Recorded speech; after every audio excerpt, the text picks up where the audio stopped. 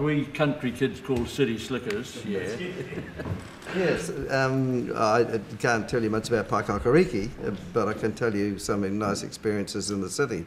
And by the way, Harry, my sister told me to pass on her regards if I saw you. I'm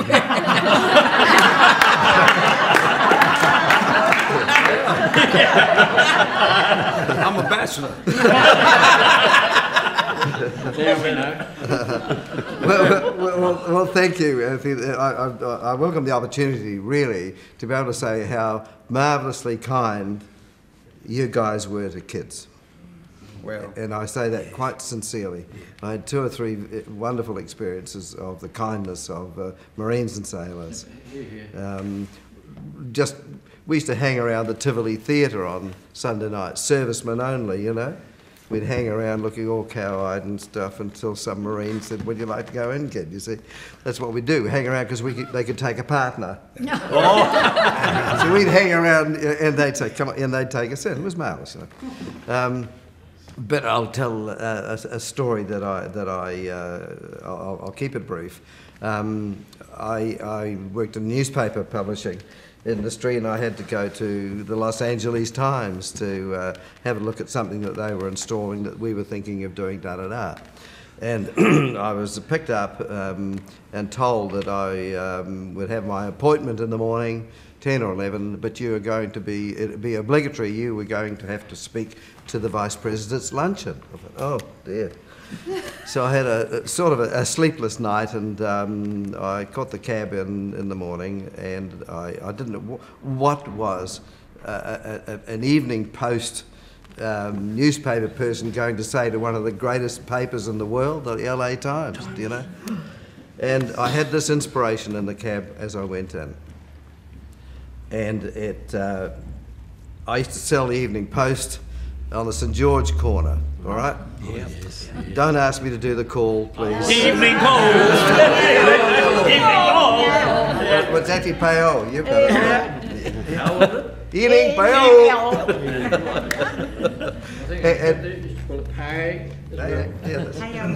Anyway, the Navy, US Navy, had a regular meeting in St George. I don't know how many floors up, but one guy used to come out and buy a paper off me as he came out, and always gave me a tip, a generous tip. You know, the paper was 2pence. Often you'd get 3pence, keep the penny. Somebody kind would give you a 6pence. But this guy used to give me a bob, a shilling, and that was a real tip, you know. So one day he was late, and I had one paper left, so I waited. 15 minutes, long time for a 14-year-old, you know. But I waited, and he came out.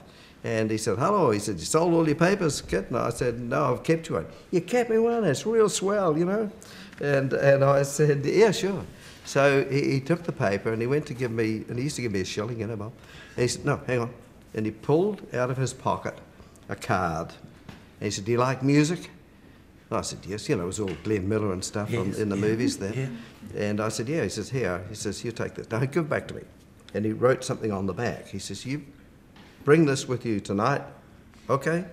So when I walked away from him, it was a USO concert around Oriental Bay. I think it was the Yacht Club building. I'm not quite sure. Was it? Yeah.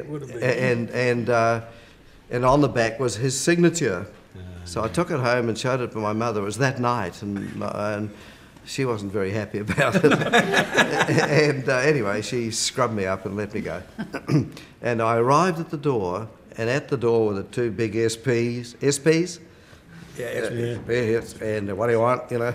And I showed them the card, and they said, "Yeah?" I said, "Would you have a look on the back, please?" Had a look on the back. "Oh, yeah, just a moment." Went away and came back with this guy. He was a commander, I gather.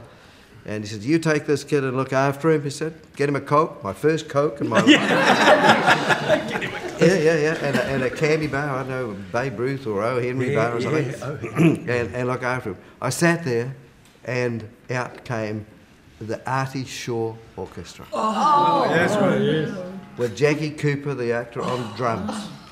And I just couldn't believe it. And anyway, I at Kilbirnie after school.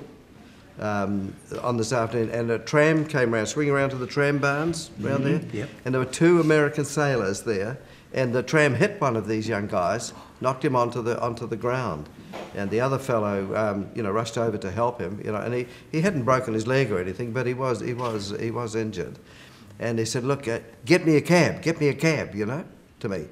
So I thought, yes, okay. so I tore off down the about 100 yards or whatever to get a cab and bring him back. I said, "What's the problem?" And they said they were worried about the SPs arriving. Apparently they'd had a bit to drink and they shouldn't have been there. They wanted to get out of it quickly. So I piled them into the cab and as he's going, he pulled out and gave me a note. Here, kid, And I expect he thought it was $1. Yeah. Probably. When it drove away, it was $20. Now think about it, people. Yes, in those days. I went to the bank, we cash US dollars, on the windows. You could have bought the £20, 1 and 8 pence. That was serious money. Yes. I didn't tell my mother, I didn't tell my brothers, I didn't tell my sister, and I didn't tell my mates at school. It took me about 6 months to spend it progressively.